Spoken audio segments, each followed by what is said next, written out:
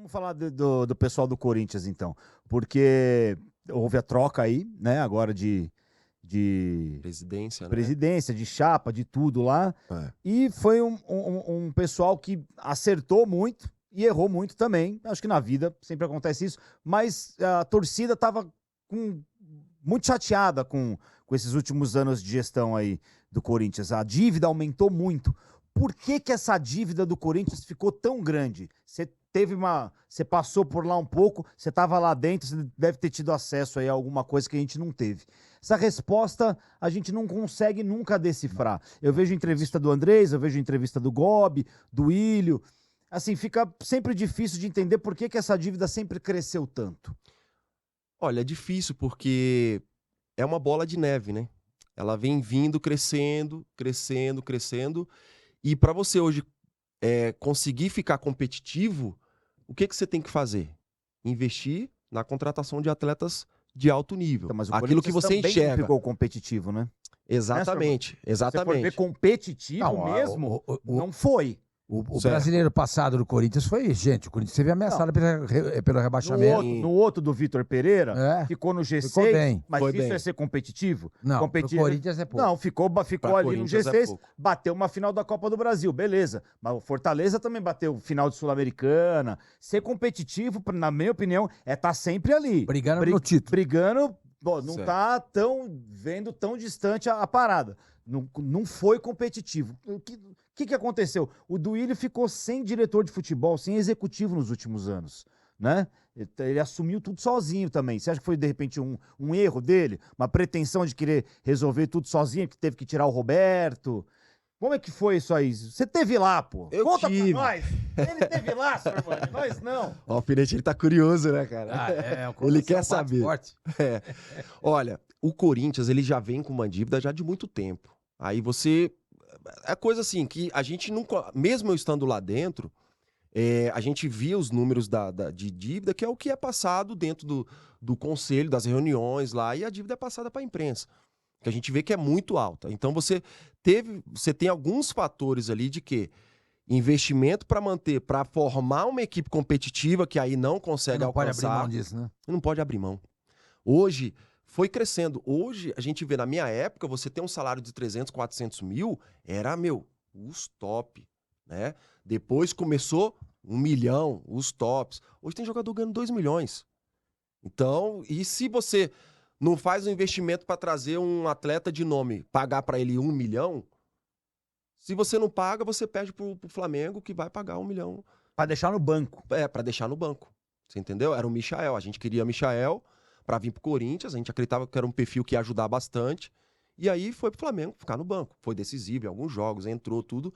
Mas eu acredito que naquele momento ele ia vir pro Corinthians. O planejamento era pra ser o cara. No Flamengo ele foi, criou a sua história lá, fez história dentro do Flamengo. Mas, 30 jogadores que você vê que tinha condição de ser titular dentro do Flamengo. Você não mexeu com dinheiro no Corinthians, mas eu te pergunto. O Corinthians tem condições de pagar 2 milhões por mês pro Gabriel, por exemplo? Gabriel, olha, Vou te ajudar a responder. Pagava 1 milhão pro Luan, hein? Que não jogava. O Luan, exato. Por incrível que pareça, eu não sei o modelo de contrato que vai ser feito, mas no Corinthians, pelo menos no período que eu estava, desde como atleta e gerente, carteira nunca atrasou. A carteira. Então aí depende. Se Mas o atleta isso é um migué, não é? Explica Então, isso aí também. Esse eu não negócio sei da o carteira contrato. com a... Direito de imagem direito de imagem. salário, pô. Faz parte do salário. Só que aí você atrasa. O clube atrasa. Infelizmente, né? É ruim falar isso.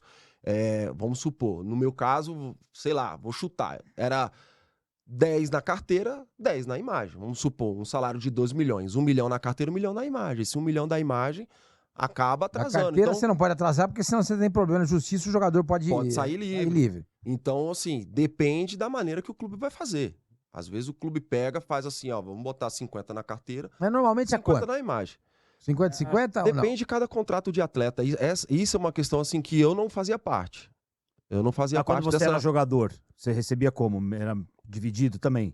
Sim, teve alguns clubes que era meio a meio, teve alguns clubes que era 80% na carteira, 20% da imagem. 20, 30. É. Né? Variava. Na minha situação, variava. Mas eu acho que esse negócio do Gabigol, o problema não é conseguir. Eu acho que com esses clubes conseguem pagar um cara assim. Mas acho. Aí gera muito ciúme dentro do elenco, não gera? Isso. Depende. Aí é a questão da vaidade. Né? A questão da vaidade. Você como jogador... Quando tem vaidade... Não sei, mas chegar, por exemplo, o Gabigol lá ganhando 4 vezes Você é jogador. Certo. Tá jogando ainda até hoje. Aí chega o Gabriel. Sim. 2 pau por mês. Você ganha 300. Olha, tô dando um exemplo. Você tá lá 3 anos. Você tá lá 3 anos ajudando e tal. Como é que cai isso? Vocês imaginam o seguinte, agora com o Gabriel, nós vamos mudar de patamar, vamos brigar lá em cima, vamos ser campeão, vamos ganhar bicho, vamos ganhar premiação, etc e tal. Ou fala assim, não, pera um pouquinho, passa a bola pra ele que resolve. Qual é o sentimento? Olha, o sentimento é esse, ver um cara...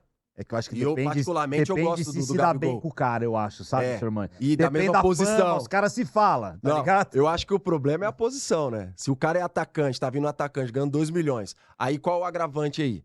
Você com o salário atrasado. Fala, os caras não pagaram minha luva, minha imagem, tá trazendo um cara pra pagar 2 milhões? Aí é duro. Aí o cara fica bravo. Agora eu como zagueiro, na minha condição, eu vou gostar de ter um atacante igual o Gabigol. Eu gostaria de ter o Gabigol no meu time. Agora sim, a primeira coisa... o clube quer trazer um jogador de nível de salário 2 milhões, mas, vê se pelo menos os que estão ali tá em dia as coisinhas, né? Vê se o salário do fulano tá em dia, do ciclano tá em dia, pra trazer o cara e tá com um ambiente tranquilo, favorável. Porque uma das coisas que deixa o ambiente muito ruim, né, entre os jogadores é quando você tem atraso de salário. Que é duro, é muito compromisso os caras, né? De pagamento, de investimento, de um monte de coisa. O jogador ganha muito, mas gasta muito, né? Gasta muito, Aqueles que têm cabeça é mais investimento. Compra os empreendimentos, é só boleto pagando e investindo para lá na frente ter as condições. Pelo menos eu fui fazendo assim.